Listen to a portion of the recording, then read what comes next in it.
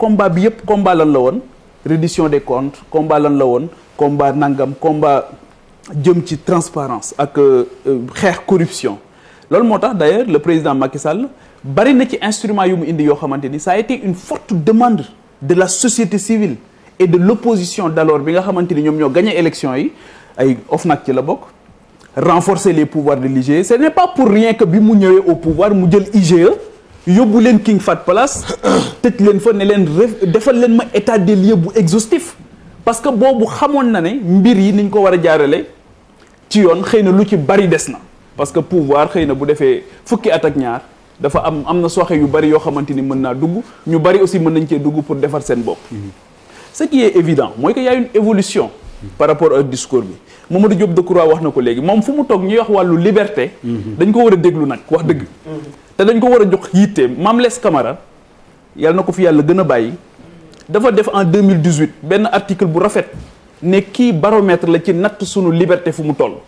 mu ne ndax 1968 dañu takk ay loxoom yóbbu ko service militaire obligatoire mais en 2018 ci loi parrainage bi dañ ko jàppaat dugalaat ci camionnette alors que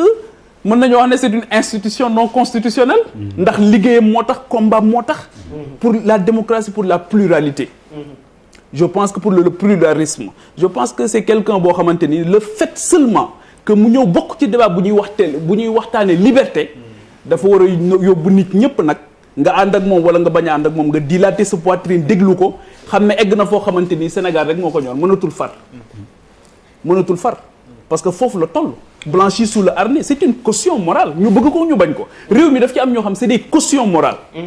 nga bëgg ko nga bañ ko man gëm naa ne Mamadou Diop Decroix dawatul wala dawul ci ginnaaw strapontin ak ay sinécure loolu laa gëm parce que combat démocratique moo tax bi ñuy dugg politique di xeex boobu politique du woon ascension sociale du woon moyen de réalisation sociale du woon métier boobu et c'est des gens qui avaient choisi un chemin difficile c'était l'université moom ñoom Abdoulaye Bathily ak ñoom ñëpp Amath Dansokho yàlla na ko yàlla yërëm donc pour man ñii dañ leen a war a dimbali ko li des ci suñu démocratie pour gën ko dëgëral loolu laa gëm pour parler de Boubacar Seye deful dara kaso fii ñuy wax nii deful dara kaso te encore une fois c'est la dignité humaine qui a été piétinée encore yow koo xam dafa nekk Espagne def na ay allégations on est dans une démocratie la démocratie a ses emmerdements on a le droit d'être suspicieux droit la boo xam dañ koy revendiquer suñu neexee ñaaw njort alal di ñëpp ko moom di bàyyu kenn moomu ko yaayu kenn moomu ko dañ laa dénk te nekkuñu ak nguur duñu nguur nekkuñu ci ak nguur dafa am rek renoncement yoo xamante ni kenn ku ci nekk daf ko def mettre ko à la disposition d'une personne d'une autorité d'une institution ne ko nag ñoŋalal lañ ko wax léegi ci biir ñoŋal googu nag dañ ne ko waaye ñoo ngi lay bàyyi xel de ci ñoŋal gi te dañuy xool it nan nga koy defee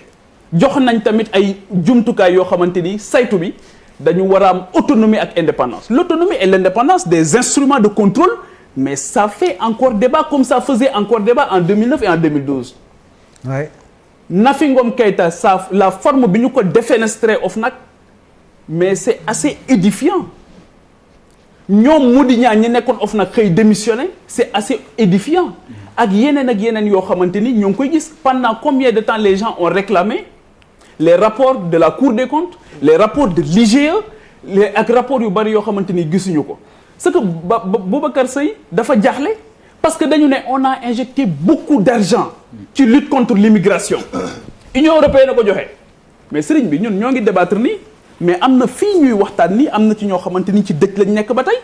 am na ci ñoo xamante ni xamuñu fu seen njaboot nekk parce que près de 500 personnes nee nañ faatu nañ ci géej gi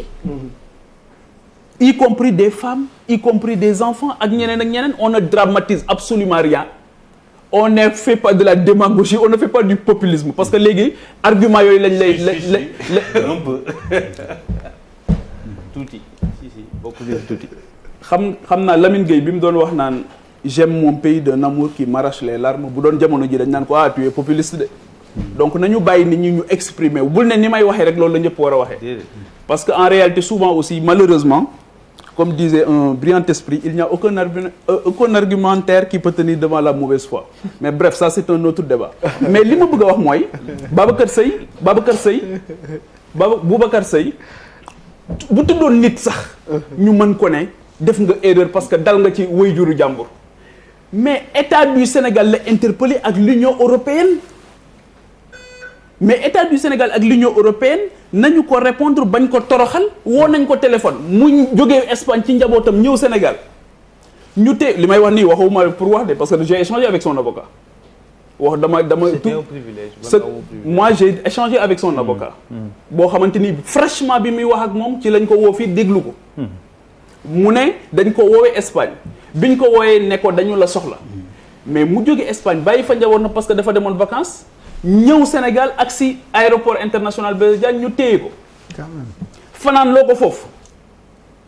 ah ba mu xëy ñu dem téyewaat ko daal ne ko il faut que ñu téye la mais ku mel noonu daf lay dimbali ah pour ce politique publique daf lay dimbali ah donc pour man daal Der on a fait ce qu'on sait faire c'est l'humiliation waaw qui est un instrument c'est-à-dire que dafa pathologie la sax en réalité c'est-à-dire que à chaque fois que ñu gis na nit koo xamante ni jàpp nañu ne li may wax te Idrissa Seck encore une fois ma cité ko moo doon wax Macky ne ko il faut que ngeen dilater seen poitrine nag sooy jiite il faut que sëñ Fallou daf doon wax ne nit ñi ku xajoowul seen bang matoo leen kilifa da ngay xajoo seen bang nga dékku ko lan la wax yow dafa wax ak yow mais li mu wax bu fekkee ne amul mais moo yee yuuxu te Boubacar Seye ñëpp la yuuxul et encore une fois il n'est pas qu'un activiste il dirige une ONG il est dans l'humanitaire